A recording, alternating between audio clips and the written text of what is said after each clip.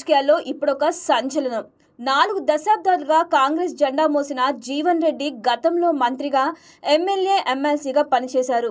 Party కష్టకాలంలో ఉన్నప్పుడు వెన్నంటి నిలిచిన ఆయన సొంత పార్టీ ప్రభుత్వంపైనే ఆగ్రహించడం వెనుక కేవలం అసంతృప్తి మాత్రమే లేదు, దశాబ్దాల ఆత్మ గౌరవం ఉంది.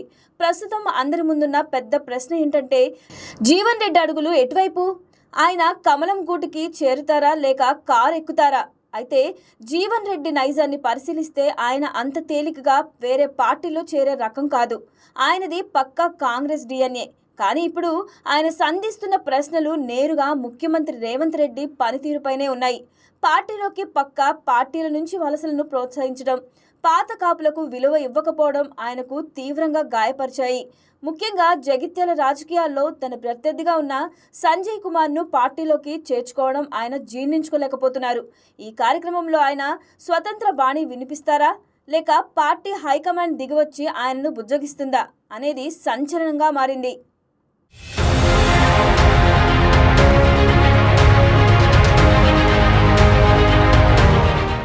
అసలు వేం నరేంద్ర రెడ్డి ఎవరు?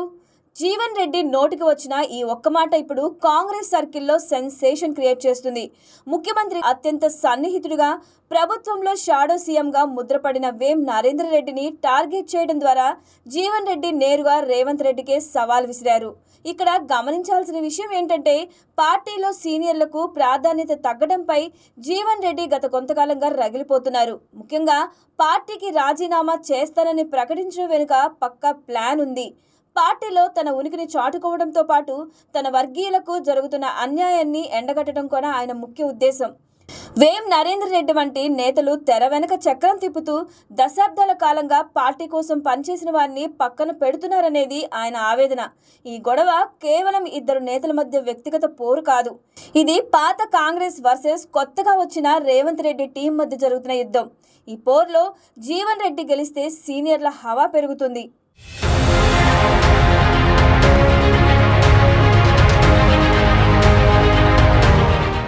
రాజకీయాల్లో శాశ్వత శత్రువులు, శాశ్వత మిత్రులు ఉండరంటారు. కానీ జీవన్ రెడ్డి విషయంలో ఇది రివర్స్ అవుతుంది. నిన్నటిదాకా బీఆర్ఎస్లో ఉండి కాంగ్రెస్ కండువ కప్పుకున్న చారం శ్రీనివాసరెడ్డి వంటి నేతలకు రెడ్ కార్పెట్ వేయటం జీవన్ రెడ్డికి అస్సలు నచ్చడం లేదు. బతకడానికి వచ్చిన వారు సలహాలు ఇస్తారా? ఇప్పటి వరకు ఆయన ఇచ్చిన సలహాలేంటి అని ప్రశ్నించారు. ఈ వ్యాఖ్యలు కాంగ్రెస్ పార్టీలోని వలస నేతలందరికీ హెచ్చరిక లాంటిది. జీవన్ రెడ్డి రాజీనామా కేవలం ఒక వ్యక్తిగత నిర్ణయం కాదు, ముఖ్యమంత్రి రేవంత్ రెడ్డి నాయకత్వానికి ఎదురైన పెద్ద సవాల్. ఒక సీనియర్ నేత ఇలా బాహాటంగా అసమ్మతి వ్యక్తం చేయడం పార్టీ ప్రతిష్టను దెబ్బతీస్తుంది. జీవన్ రెడ్డికి రాష్ట్ర వ్యాప్తంగా మంచి పేరుంది. నిష్కలంకమైన రాజకీయ జీవితం ఆయన సొంతం. అటువంటి నేత ఆత్మగౌరవం దెబ్బ తిన్నదని అనడం ప్రజల్లోకి తప్పుడు సంకేతాలు పంపిస్తుంది. రేవంత్ రెడ్డి ఈ సంక్షోభాన్ని ఎలా ఎదుర్కొంటారు? జీవన్ రెడ్డిని బుజ్జగించి మంత్రి పదవి ఆశ చూపుతారా లేక ఆయన రాజీనామాని ఆమోదించి పక్కన పెడతారా? ఒకవేళ జీవన్ రెడ్డిని వదులుకుంటే ఉమ్మడి కరీంనగర్ జిల్లాలో కాంగ్రెస్ బలహీనపడే అవకాశం ఉంది. రేవంత్ రెడ్డి తన డైరెక్షన్ రూట్ మార్చకపోతే జీవన్ రెడ్డి లాంటి మరికొందరు సీనియర్లు కూడా గళం విప్పే ప్రమాదం ఉంది. జీవన్ రెడ్డి రాజీనామా కాంగ్రెస్ పార్టీని ఆత్మరక్షణలో పడేసింది.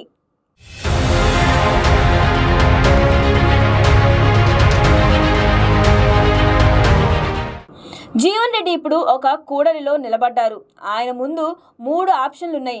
మొదటిది, కాంగ్రెస్ అధిష్టానం జోక్యం చేసుకుని ఆయనకు సముచిత గౌరవం కల్పించడం, అంటే కేబినెట్ విస్తరణలో ఆయనకు చోటు కల్పించడం ద్వారా సమస్యను సద్దుమణిగించడం.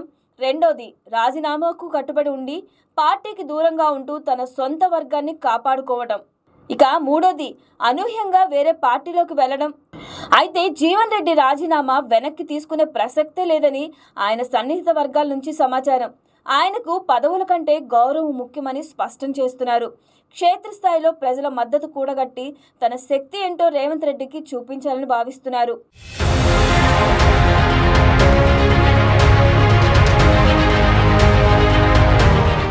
ఒకవేళ ఆయన కమలం తీర్థం పుచ్చుకుంటే అది రాష్ట్ర రాజకీయాల్లో పెను మార్పులకు నాంది అవుతుంది.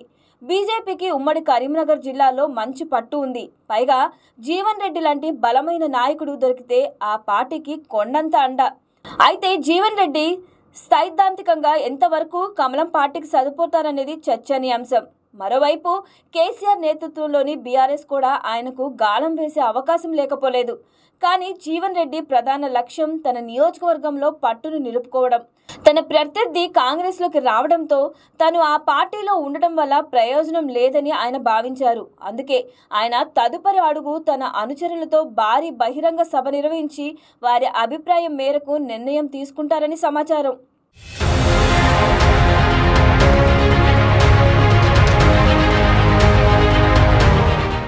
బీఆర్ఎస్లోకి వెళ్తే జగిత్యాల రాజకీయాల్లో పెద్ద టర్నింగ్ పాయింట్ వస్తుంది. ఇక్కడ ప్రధానంగా గమనించాల్సింది ఆయన వ్యక్తిగత ఓటు బ్యాంక్. చాలా కాలంగా ప్రజలతో దగ్గరగా ఉండడం వల్ల ఆయనకు పార్టీకి మించిన వ్యక్తిగత ఫాలోయింగ్ ఉంది. ఈ ఫాలోయింగ్లో బీఆర్ఎస్ ఓటు బ్యాంక్తో కలిస్తే అది ఒక శక్తివంతమైన కాంబినేషన్గా మారుతుంది. ఇప్పటి వరకు కాంగ్రెస్కి వచ్చిన ఓట్లు కూడా జీవన్ రెడ్డితో పాటు మళ్లే అవకాశం ఉంది. దీనివల్ల కాంగ్రెస్ అక్కడ బలహీనపడటమే కాకుండా స్థానికంగా నాయకత్వం లోటు ఏర్పడుతుంది. మరోవైపు బీఆర్ఎస్కి ఇది ఇమీడియట్ అడ్వాంటేజ్. ఇప్పటికే ఉన్న క్యాడర్కు ఆయన అనుభవం, గ్రౌండ్ కనెక్షన్ కలిస్తే ఆ రిజల్ట్ డైరెక్ట్గా ఎన్నికల ఫలితాల్లో కనిపిస్తుంది. ఇది పూర్తిగా స్మూత్ ట్రాన్సిషన్ కాదు. బీఆర్ఎస్లో ఇప్పటికే ఉన్న స్థానిక లీడర్లతో టిక్కెట్ ప్రాధాన్య విషయంలో అంతర్గత పోటీ రావచ్చు. అయినప్పటికీ మొత్తంగా చూస్తే ఆయన బీఆర్ఎస్లో చేరితే జగిత్యాల పాలిటిక్స్లో పవర్ బ్యాలెన్స్ పూర్తిగా మారిపోయే అవకాశం చాలా ఎక్కువ. ఇండిపెండెంట్గా పోటీ చేస్తే పరిస్థితి పూర్తిగా భిన్నంగా మారుతుంది. ఇక్కడ ప్రధానంగా కనిపించే అంశం ఓట్ల విభజన. ఆయనకున్న వ్యక్తిగత సపోర్ట్ ఒకవైపు బీఆర్ఎస్కి ఉన్న స్థిరమైన ఓట్ బ్యాంక్, మరోవైపు కాంగ్రెస్కి మిగిలే ఓట్లు ఇంకోవైపు, ఇలా మూడు వైపులా పోటీ ఏర్పడుతుంది. ఈ త్రిముఖ పోటీలో ఒక్కరికే క్లియర్ మెజారిటీ రావడం కష్టం. చిన్న మార్పులే ఫలితాన్ని పూర్తిగా మార్చే పరిస్థితి ఉంటుంది. ఇండిపెండెంట్గా పోటీ చేయడం వల్ల ఆయన తన వ్యక్తిగత శక్తిని నిరూపించుకునే అవకాశం పొందుతారు. కానీ అదే సమయంలో గెలుపు రిస్క్ కూడా పెరుగుతుంది. ఎందుకంటే పార్టీ సపోర్ట్ లేకుండా ఎన్నికలు గెలవడం చాలా కష్టం. చివరి నిమిషంలో అలయన్స్లు, లోకల్ ఇష్యూలు, క్యాంపెయిన్ స్ట్రాటజీలు చాలా కీలకంగా ఉంటాయి.